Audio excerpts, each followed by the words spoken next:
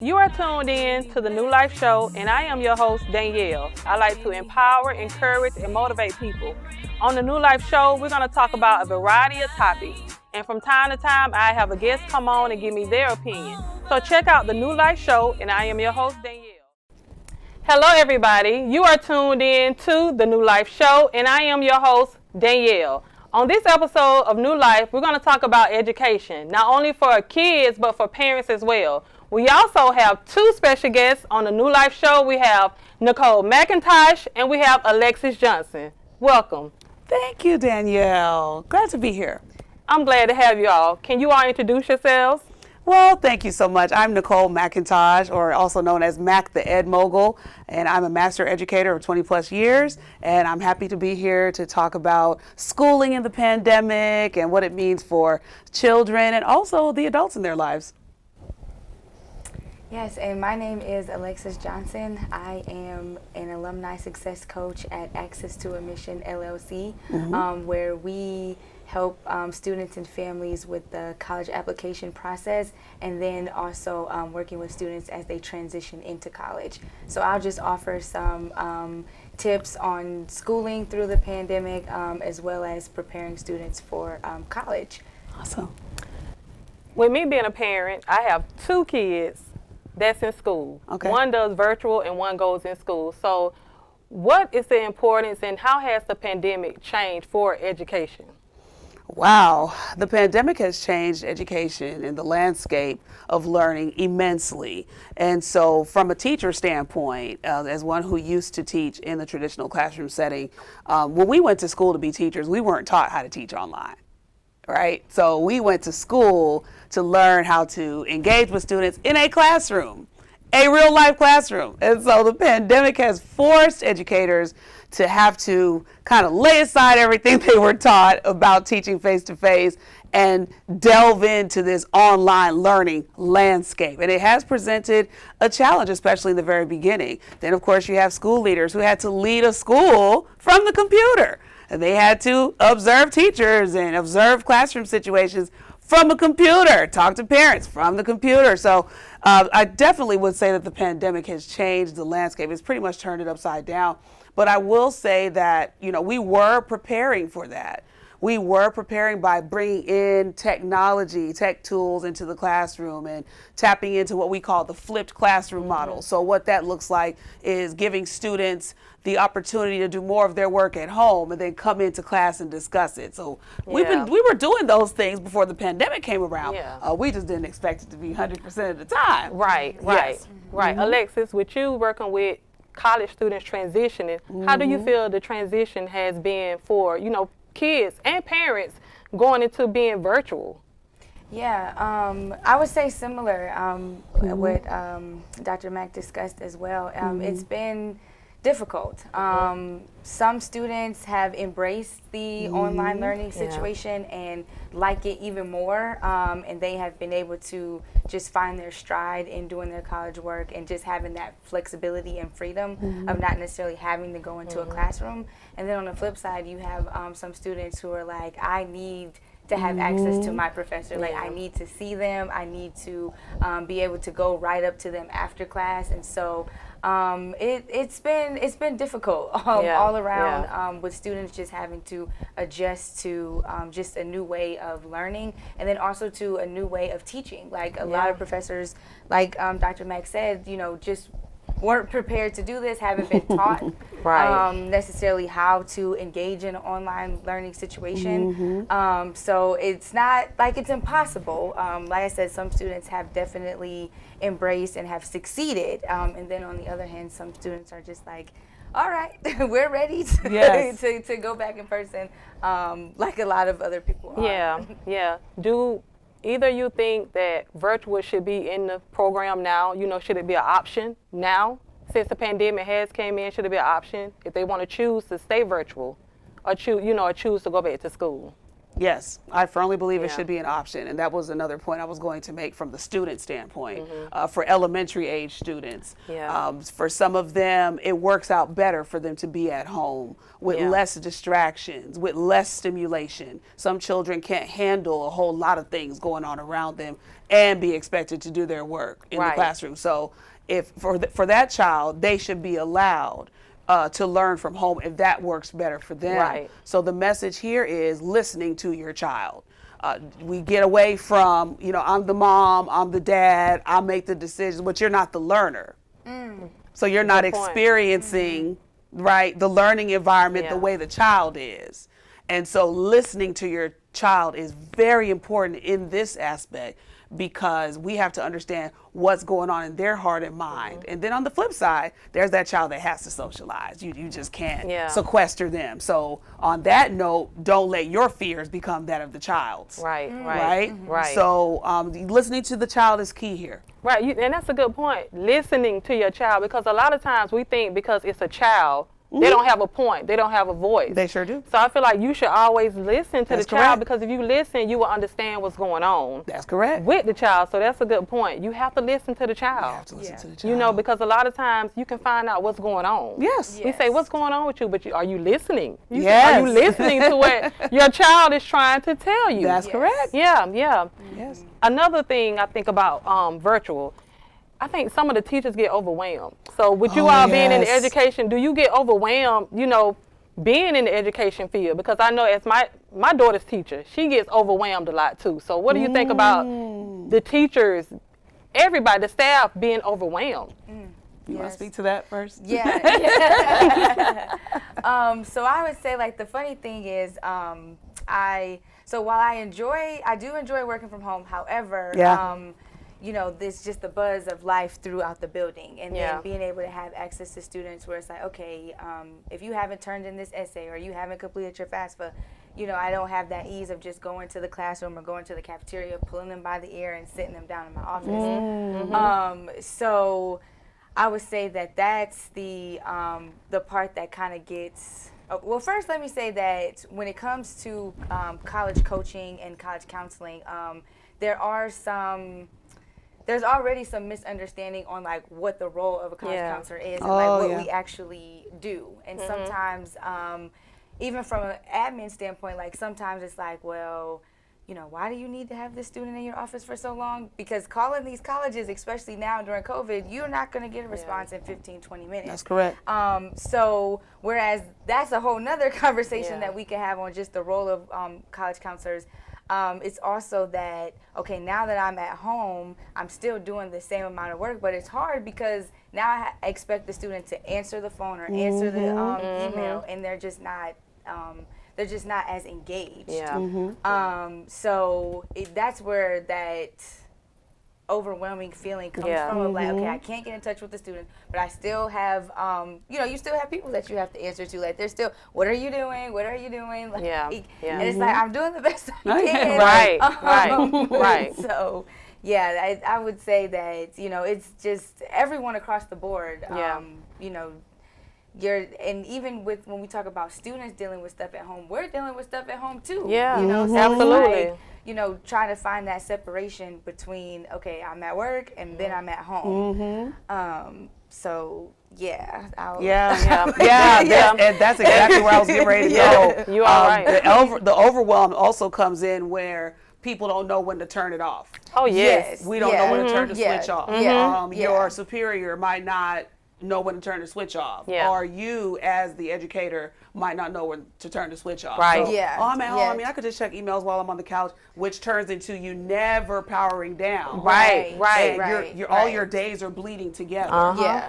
So that definitely I've experienced. I work on the higher ed side, so I mentor teachers and teach teachers at Georgia State, right? As a PhD student as well, but also as a teacher mentor. So I had to learn. So when my students message me, I don't have to answer them right away, especially if it's after hours. Right. When my supervisor messages me, I don't have to run and hurry up. It's 8:00 at night. No, we're Right. going to wait till tomorrow. Yeah. Because like Alexis said, when you're at home, you have to still know how to make that line of demarcation between, okay, work is done. Yeah. Now I'm going to live life. Now Yeah. I'm going to walk my dog. Right. Go work out. Yeah. So just having that balance, that has been an issue. Yeah. Right. Yeah. Because again, it's like, well, I'm at home. Yeah. Yeah, you You gotta know, have yeah. balance. Yeah. You But have you to still have have to have a balance. schedule. Yeah. You still have to Yes. turn things Right. off. So I have experienced that, and I've also heard other teachers, my colleagues, talk about that. Yeah. Yes. Where parents just want to message them all night. Well, have a Yeah. little bit of respect. Yes. You know, Yes. they don't answer you. If it's 7 o'clock, they should not be answering you. Right. Wait Yeah. till tomorrow. Right. Right. Right. Right. Yeah. Before I go any further, I want you to go like and subscribe to Studio ATL Radio on YouTube. Go like and subscribe to Studio ATL Radio on YouTube. And also go over to Facebook and look up Studio ATL. Nichole and Alexis, do you feel like the school should offer parents some classes? Because I know a lot of kids live with their grandmothers. And some grandparents, you know, they're not into technology. So they don't know about, you know, technology and getting online and everything. So do you think the school should offer classes to help the parents? Absolutely. The school is a part of the community.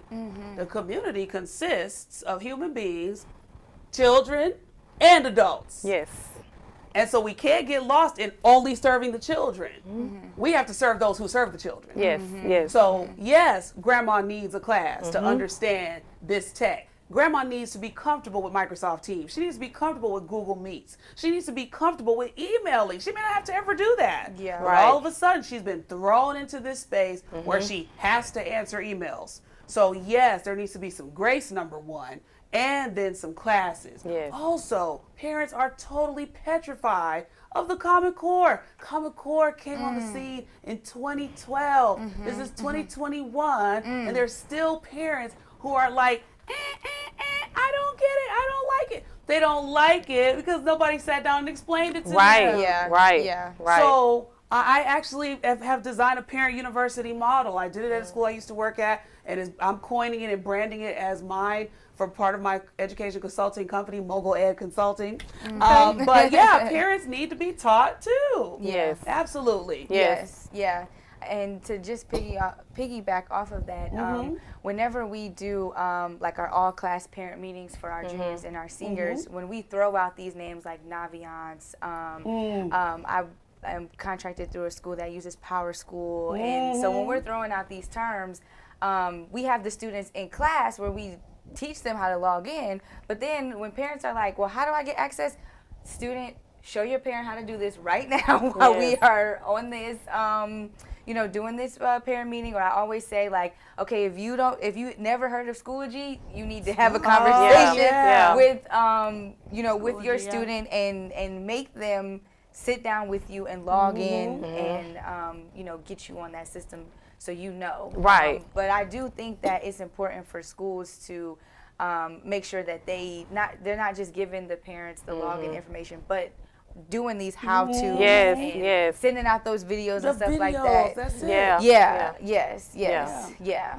And then they'll So- feel empowered, and then Yeah. that in turn increases parental involvement. Oh, yes. Yes. Research has shown that some of the parents are intimidated of the school space, period. Yep. Many Yeah. of them may have dropped out of high school.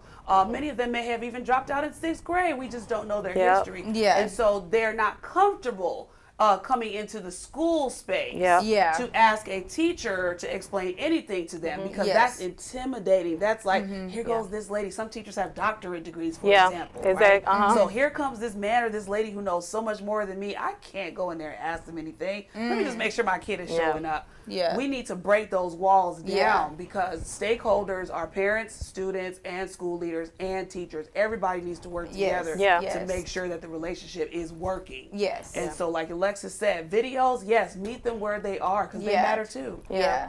So when a child is failing or missing assignments, who's to blame? Is it the parent or is it the child? It's both. It's Yeah, both, I was yeah. gonna Because say- me, I check my child's work. I go on and I check, make sure she's, keeping up, doing her work, making sure everything is like it's supposed to be. But sometimes the parent will blame the teacher on the child failing. So that parent-teacher relationship, you know, the parent want to be argumentative. So what do you say about a parent that, you know, is on the defense and want to be argumentative with her child who's failing the class? Yeah. So this is a cyclical relationship, right? Yeah. It's a nice little circle. Yeah. So the teacher and the parent and the student are supposed to be shaking hands with each other, right? Right. So everybody Yes. could easily blame everybody. Yes. Yeah. Now, teacher Nichole, who does not communicate with parent, the first time that Danielle does not pass a test, or the first time that Danielle does not turn in an assignment, that puts her in the blame space. Yeah. Parent Alexis, who has not been talking to the teacher or asking the student anything, Yeah. can be put in the blame space. And baby girl who's not doing her work. So everybody has a part to play. Yes. Right, If a right. student is to a point where they are failing, like there is a full out F in the grade book, that started somewhere. She didn't start the year with an F. Right. Yeah. Right. Right. Okay? Absolutely. She went from an A to a B to a C to a D and now to an F. Yeah. So Yeah. where was the communication Right. happening? Right. When that B Right. hit, Right. she's normally an A student. Yeah. All of a sudden I'm starting to miss assignments. Which is why I tell parents, stay connected, get involved. Don't be a pain, because there's a line between being a pain, right? Yes. Let's just keep it real. Yeah. Miss Danielle, I was trained as a school leader. I was trained to think like everybody and be fair to everybody. Yes. Yeah. Right? Y'all had no favorites in this conversation. Yes. Everybody has a part to play. Right. Yeah. So Right. mom needs to be, hey, okay, let me see what's on the syllabus. Let me see what's on the homework sheet. Okay, did you turn this in? Hey, teach, just checking in. Do you have this in the grade book for Nichole? Oh, you don't? When was it due? Have Yeah. conversation. Right. Yes. Because Yes. she didn't just wake up one day with an A and then have an F the next day. Right. Right. Yeah. Parents, Right. please Yes. be involved Yeah. in your kids' life Yeah. when it comes to school. Yes. Yes. Please be involved in it because And don't take Yes. kids' word for and, it. right, and do not take your kids' word for it. One time when I was working at the school, Come on. it was a parent. She almost wanted to fight the teacher Okay. because her child had a behavior problem. All right. Okay. Had a behavior problem, and the teacher had been trying to get in touch with the parent, but Okay. she never said anything about the behavior problem. It was one incident where the kid, he did something right, and she wanted to fight the teacher over that because she didn't acknowledge the child. The child being right. She was like, you contact me for a behavior, but you never respond to the teacher when she contact you about the behavior issue. Yeah, but you want to come to her when things are going good, and not when it's about his behavior, just when he's being good. Yeah. So parents, you have to have that relationship with the teacher. Yes. Yeah, with the Yeah. teacher. Yeah, and liken it to Yeah. any other relationship you have in life. This is one of the most important relationships you could ever have. Yes. Yes. Because that teacher is taking care of your child for more hours in a day than you do. Yes. Especially if they got on the bus at 6:30 and then you didn't see them again until 6:30 in the evening. Yep. Yeah. Somebody else was taking care of them for 12 hours. Right. You see them when they wake up, possibly, depending on what time you got to go to work, because I've experienced some students had to put themselves on the bus. I know mama got to work. I'm not attacking Right. that. I'm just calling real, right? Yes, yes. So anybody who I leave my child with, I need to be on the up and up with them. Yes. We need to be having conversations. Yes. All the time, whether it's a text, whether it's a handwritten note. Hey, listen, I'm working overtime, but how's everything going? Please write me back. Yeah. Okay. We're on this online environment now. So again, emailing. Listen, you could be texting your girlfriend, your boyfriend, your auntie, your uncle. You could text a teacher. There's all kinds of apps out there where teachers can text parents back yes. and forth. Yes. Nobody's exchanging private phone numbers. Right. There's right, ways. Right. Right. There's ways to communicate, and Right. it's necessary to make sure it happens. Right. Yes. Yeah. Definitely. Well, I want to thank Nichole and Alexis for coming on to the New Life Show. Any advice, any last words you want to give before we close out the show? I was just going to reiterate the importance of just parents being involved. It takes a village to raise a child. Oh, yes.